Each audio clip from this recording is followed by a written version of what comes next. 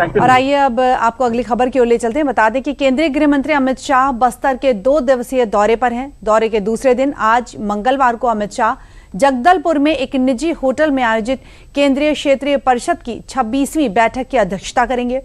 इस अहम बैठक में मध्य प्रदेश के मुख्यमंत्री मोहन यादव, उत्तर प्रदेश के मुख्यमंत्री योगी आदित्यनाथ, छत्तीसगढ़ के मुख्यमंत्री विष्णुदेव साय और उत्तराखंड भी शामिल होंगे। इस बार बैठक की मेजबानी छत्तीसगढ़ सरकार कर रही है। बैठक के दौरान विभिन्न क्षेत्रीय प्रशासनिक और आपसी समन्वय से जुड़े मुद्दों पर चर्चा की जाएगी। इसमें सदस्य राज्यों के मुख्य सचिव, नीति आयोग के प्रतिनिधि, अंतर्राज्यीय परिषद सचिवालय के अधिकारी और अन्य वरिष्ठ प्रशासनिक अधिकारी भी मौजूद रहेंगे।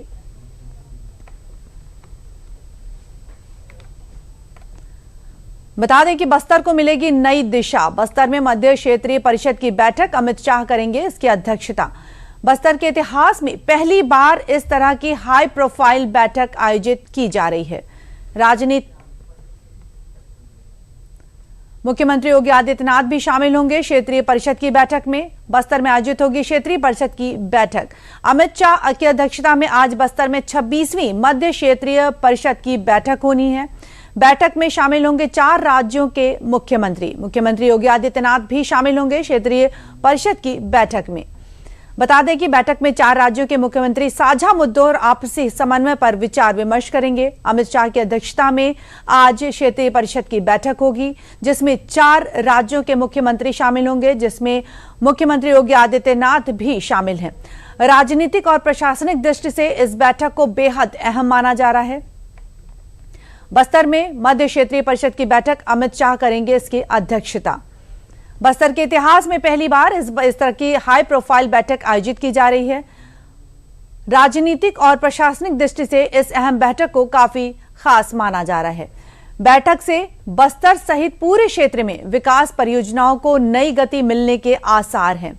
सुरक्षा व्यवस्था को लेकर राज्यों के बीच बेहतर रणनीति तैयार हो सकेगी। बैठक के दौरान विभिन्न प्रशासनिक, विकासात्मक और अंतर्राज्यीय विषयों पर विस्तार से विचार विमर्श भी किया जाएगा। साथ ही मध्य क्षेत्रीय परिषद की पिछली बैठक जून 2025 में वाराणसी में आयोजित की गई थी। और आइए और अधिक जानकारी ले लेते हैं। हमारे साथ जुड़े हैं संवाददाता सोमेश पटेल। सोमेश, स्वागत है आपका। सोमेश, बताएं कि गृह मंत्री अमित शाह आज बस्तर में उच्च स्तरीय बैठक करने वाले हैं जहां कई अन्य राज्यों के मुख्यमंत्री भी शामिल हैं। तो क्या बस्तर की सुरक्षा और विकास पर केंद्र की नजर बनी हुई है? क्या कुछ उद्देश्य हैं आज की इस बैठक के? सोमेश जी, आपको मैं जरूर बताना चाहूँगा, बस्तर का जो क्षेत्र है जो पिछले 6 दशक से नक्सल प्रभावित इलाका माना जाता था। इस इलाके में बम बारूद और गोलियों की आवाज़ के नाम से बस्तर को जाना जाता था। लेकिन कुछ महीनों में बस्तर पूरी तरह से बदल चुका है। बस्तर के इलाके में विकास की तस्वीर देखने को मिल रही है। बस्तर का जो कोर इलाका था, जो इलाका कभी नक्सलियों की दहशत के नाम से जाना जाता था, उस इलाके में विकास की तस्वीर देखने को मिल रही है। केंद्रीय गृह मंत्री अमित शाह बस्तर के 2 दिवसीय दौरे पर पहुंचे हुए हैं। आज अमित शाह का अंतिम दिन है। यहाँ पर जो गृह मंत्री हैं देश के यहाँ पर कार्यक्रम करेंगे। और सबसे महत्वपूर्ण बात, आज मध्य परिषद की जो 26वीं बैठक है बस्तर में आयोजित की गई है, जिसमें 4 राज्यों के मुख्यमंत्री भी शामिल हुए हैं, जिसमें उत्तराखंड के मुख्यमंत्री, मध्य प्रदेश के मुख्यमंत्री, छत्तीसगढ़ के मुख्यमंत्री, उत्तर प्रदेश के मुख्यमंत्री योगी आदित्यनाथ भी शामिल होंगे। हालांकि कुछ देर में यह बैठक यहाँ पर शुरू होगी, लेकिन सबसे महत्वपूर्ण बात है कि जो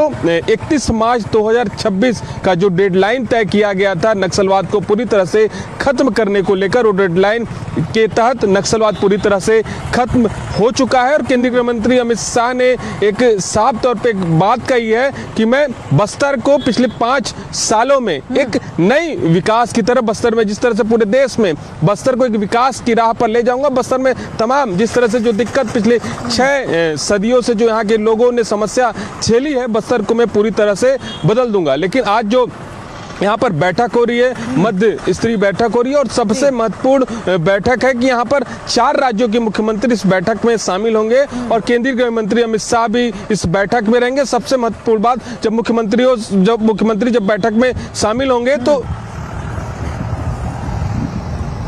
बहुत बहुत धन्यवाद सोमेश, तमाम अपडेट्स के लिए बहुत बहुत धन्यवाद।